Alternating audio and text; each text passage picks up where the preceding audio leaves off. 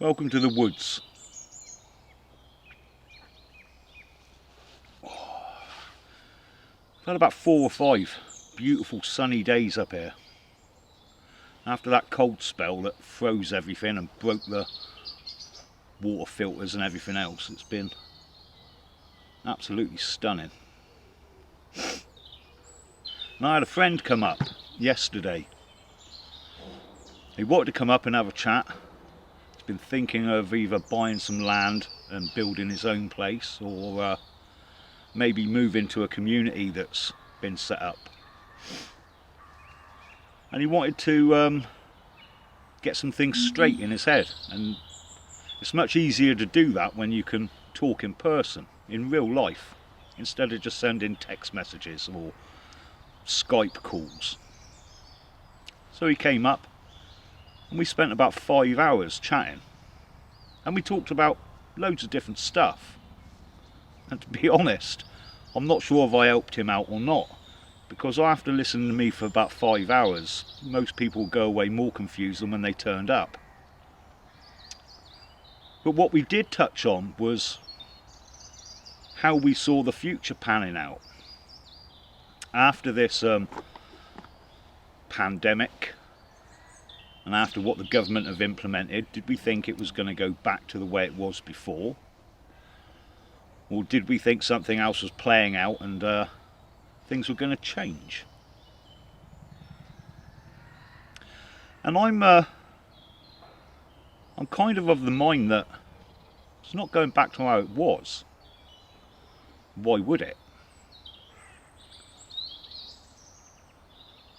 You see, everything they've implemented over the last year, that 2 weeks to flatten the curve, that's lasted a year, and everything they've implemented has been pretty much in line with the script they had ready for this event.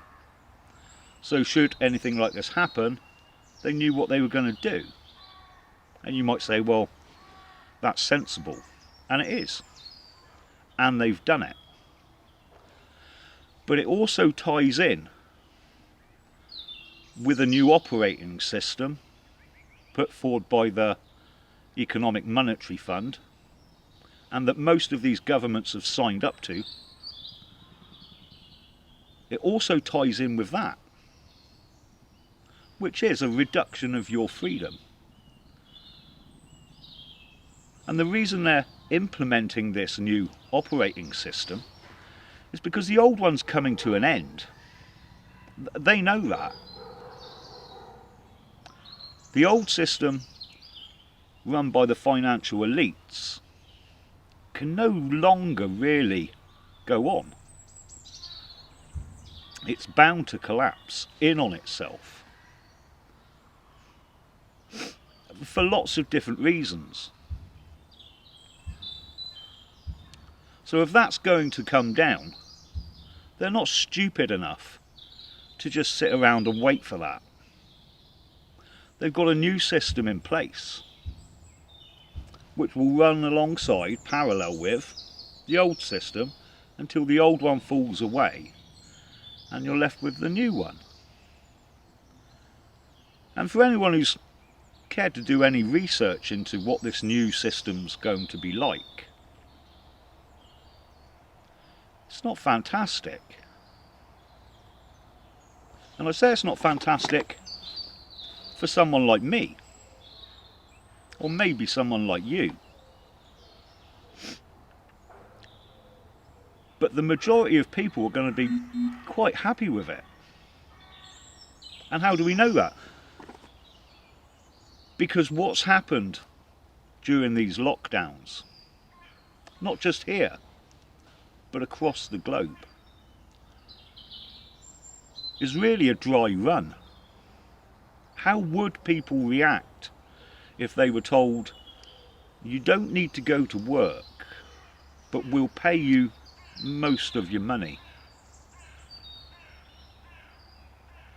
Well, most people I know were quite happy with that. They didn't want to go and sit in a call centre for 8-12 hours a day anyway. So if they can have 80% of their money and stay at home and watch Netflix all day long, no great shakes. the slightly surprising thing is they've also bought the rest of it. When you can leave your house, how long you can leave your house for, when you have to be home. You can't travel. You can't see who you want to see. You can't meet up with friends. You can't meet in a social atmosphere or a social setting like a pub or a restaurant. You can't go to a concert. You can't go abroad. And everyone's kind of bought into it. They're fine with it. And I think the fact is that 80% of the population, as long as they're comfortable and entertained, they'll go along with anything. But that still leaves the 20%. That still leaves grumpy buggers like me who aren't into that. I'd rather work and earn my own money, thank you. I'd rather go where I want to go when I want to go there. And I will see who I want to see when I want to. So what happens in the future? What happens if this is the way forward? Which is what they've said it will be. Well, you're going to end up with two societies. You're going to end up with 80% moving to the cities, where everything will be very easy. They'll no longer need to work every day. They'll be told they'll have to work maybe 1 or 2 days. They'll be told where they'll work and what they'll do, but all their needs will be provided for them. They'll own nothing, but they'll have a home, and they'll be comfortable, and they'll be entertained. They'll also be surveilled 24/7, and woe betide anyone who steps out of line. But most people would be happy with that. These lockdowns have proved it. But the 20%, there's a fly in that ointment. Because they're not happy with it. So they won't do it.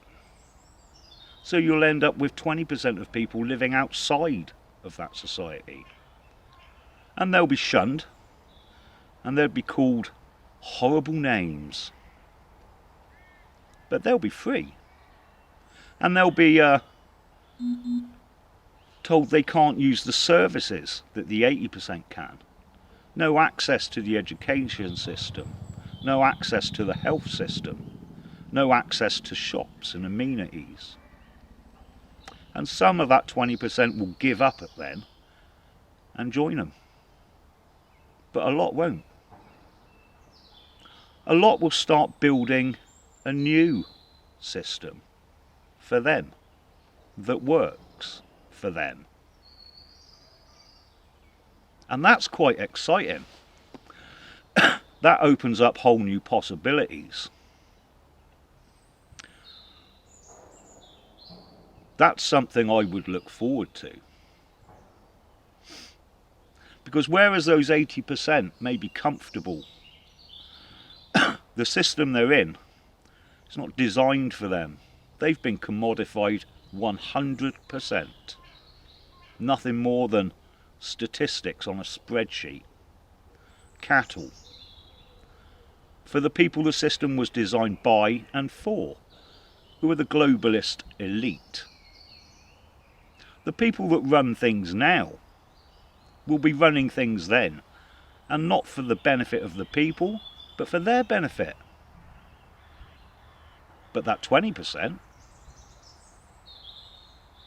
they're free. I suppose the only worry would be if the 20% got bigger.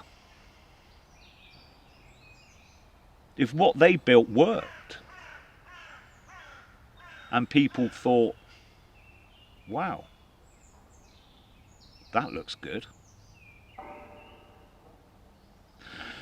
then the system would have to decide if it carried on ignoring them, or if it would have to do something about it. But that's a way down the line. And I've discussed the 80-20 split before.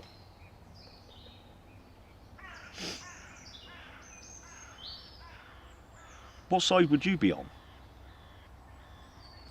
The 80% who are comfortable cattle, or the 20% who are free, who will do what they want to do,